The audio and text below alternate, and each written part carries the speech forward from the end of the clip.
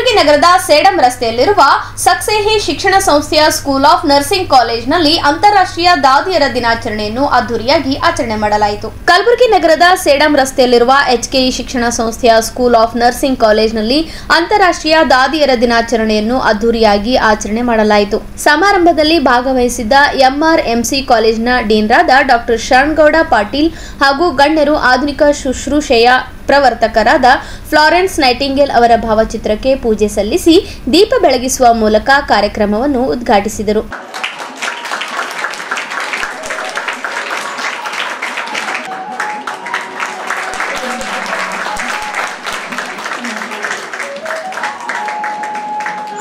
ಬಳಿಕ ಮಾತನಾಡಿದ ಕಾಲೇಜಿನ ಡೀನ್ರಾದ ಡಾಕ್ಟರ್ ಪೂರ್ಣಿಮಾ ಅವರು, ವೈದ್ಯರ ಸರಿಸಮಾನವಾಗಿ ಸೇವೆ ಸಲ್ಲಿಸುವ ದಾದಿಯರಿಗೆ ಇದೊಂದು ವಿಶೇಷ ದಿನ. ಹಗಲು ರಾತ್ರಿ ಎನ್ನದೇ ರೋಗಿಗಳ ಸೇವೆ ಮಾಡುವ ಅವರ ಸೇವೆ ವರ್ಣಿಸಲು ಅಸಾಧ್ಯ ಎಂದು ಅಭಿಪ್ರಾಯಪಟ್ಟರು. ಬಳಿಕ ಮಾತನಾಡಿದ ಡಾಕ್ಟರ್ ನಾಗೇಂದ್ರ ಮಂಟಾಳೆ ಅವರು, ದಾದಿಯರು ಆಸ್ಪತ್ರೆಯ ಜೀವನಾಡಿಯಾಗಿರುತ್ತಾರೆ. ವೈದ್ಯರ ಅನುಪಸ್ಥಿತಿಯಲ್ಲೂ ಅವರು ರೋಗಿಗಳನ್ನು ಮಗು ರೀತಿ ಆರೈಕೆ ಮಾಡಿ ಅವರ ಜೀವ ಕಾಪಾಡುವಲ್ಲಿ ದಾದಿಯರ ಪಾತ್ರ ಕೂಡ ಅತ್ಯಮೂಲ್ಯವಾದದ್ದು ಎಂದರು. ತದನಂತರ ಮಾತನಾಡಿದ ಡಾಕ್ಟರ್ ಶರಣಗೌಡ ಅವರು, ಸಮಾಜದಲ್ಲಿ ದಾದಿಯರ ಸೇವೆ ಹಾಗೂ ಅವರ ನೀಡುವ ಕೊಡುಗೆಗಳನ್ನು ಸ್ಮರಿಸುವ ಮೂಲಕ ವಿಶ್ವ ದಾದಿಯರ ದಿನದಂದು ದಾದಿಯರಿಗೆ ಶುಭ ಹಾರೈಸಿದರು.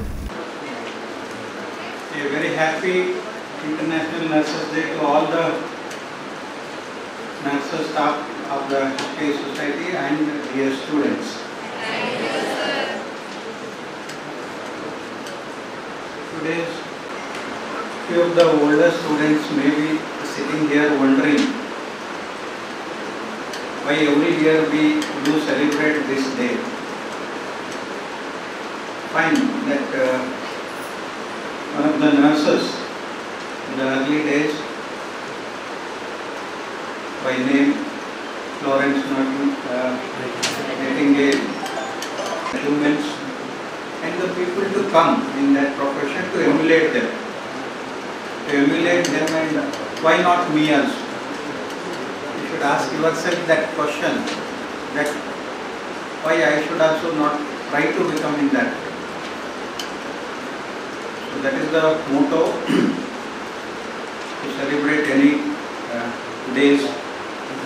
In that day, as I said, the Florence, our whole life was dedicated with those difficulties of that days. Now probably the situation is quite different, but still one has to serve. There are two proverbs which are applicable to your profession. One is work is worship. The second is serving sick people, serving the Jesus. They used to say. So by doing your profession to the core, sincerely, you are doing those two proverbs doing right. That what work you are supposed to do, you are doing it. That's what is worship. When you worship a God, you do not have to go to temple, you serve the people, you are sick enough, you are serving that God. So both the meanings are the same. Your profession holds to that very tightly. So, on this occasion of International Nursing Day, without going much into the theme and the elaboration, I wish all the students sitting there learn in a better way, because that's a golden opportunity. It's a golden opportunity. Do not miss it, because whatever you do in your life, somebody else's life is there. Unlike other professions where even if you do or do not do or do any mistakes, it's okay. But here you are playing with the life of somebody else. Somebody else could be your neighbor, brother, sister, mother, father, yours or your friends or somebody else, your own community, your own place, your own countrymen, so many things can be done. somewhere or the other they are yours. So don't use that chance to do those mistakes, learn appropriately. Because no man is perfect in the world, and that holds good as far as the knowledge of medical science is concerned. So every day there will be changes. One has to adapt to the newer changes.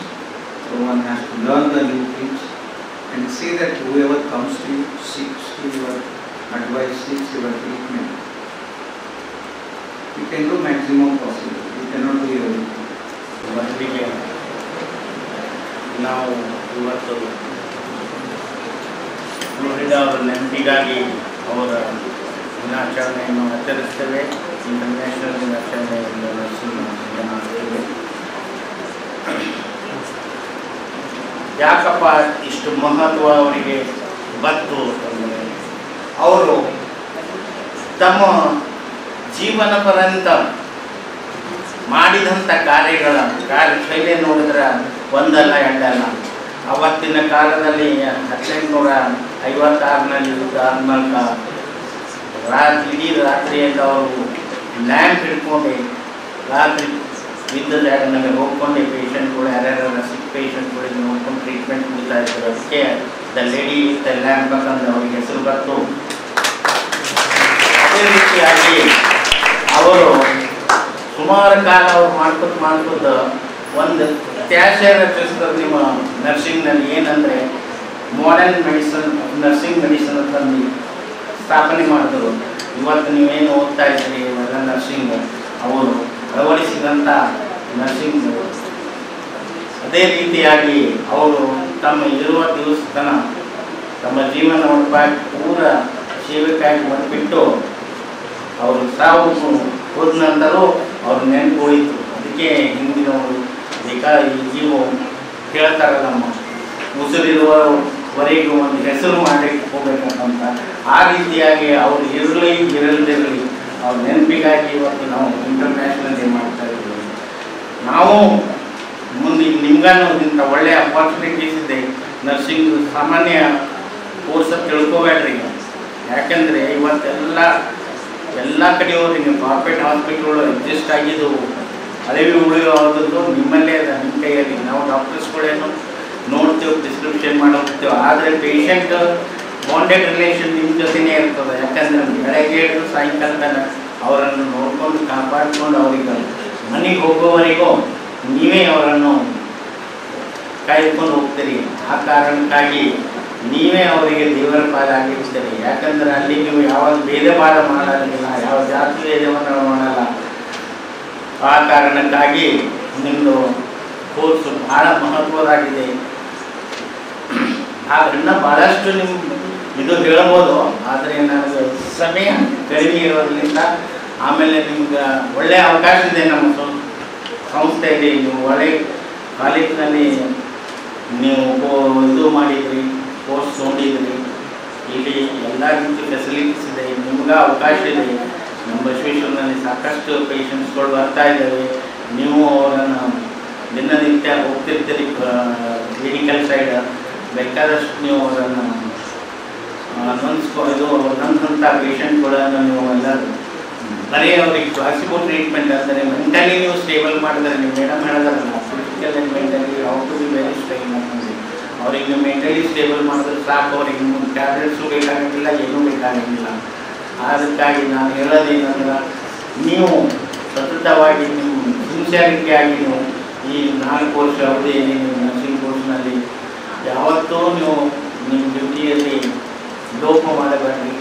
ಡ್ಯೂಟಿಯನ್ನು ಸರಿಯಾಗಿ ಮಾಡಿಕೊಂಡು ಒಳ್ಳೆಯ ರೀತಿಯಾಗಿ ನೀವು ಮುಂದೆ ನಿಮ್ಮ duty ಮುಗಿದ ಒಳ್ಳೆಯ ಹಾಸ್ಪಿಟಲ್ನಲ್ಲಿ ಮಾಡಿದಾಗ ನಿಮ್ಮದು ಹೆಸರಂತೆ ನಮ್ಮ ಸಂಸ್ಥೆಯ ಗೌರವ ಘನತೆಯನ್ನು ಹೆಚ್ಚಿಸಬೇಕಂತಂದು ಹೇಳಿ ನನಗೆ ಎರಡು ಮಾತುಗಳು. And every year we are going to celebrate International Nurses Day, and the theme for this 2025 is our nurses, our future. Caring for nurses strengthens economies. You all know that nurses play a very important role in the healthcare system. So it's very important to concentrate and look up to the challenges the nurses face maybe their personal, physical, mental. So that is the motto of this present theme, and I especially suggest all my students, first of all, to have a very kind and humble nature, and you are going to serve a human mankind. You are treating the humans, you are dealing with the lives. So it's your duty to be empathetic, a good listener, observer, and you have to heal the patients with your touch. That's all I can say, and I look forward for your best futures and a good learning here. Thank you. ಸಮಾರಂಭದಲ್ಲಿ ಕಾಲೇಜಿನ ಪ್ರಾಂಶುಪಾಲರಾದ doctor Mahadevappa ಹಾಗೂ ಚೇತನ್ ಸೇರಿದಂತೆ ಅನೇಕರು ಭಾಗವಹಿಸಿದ್ದರು.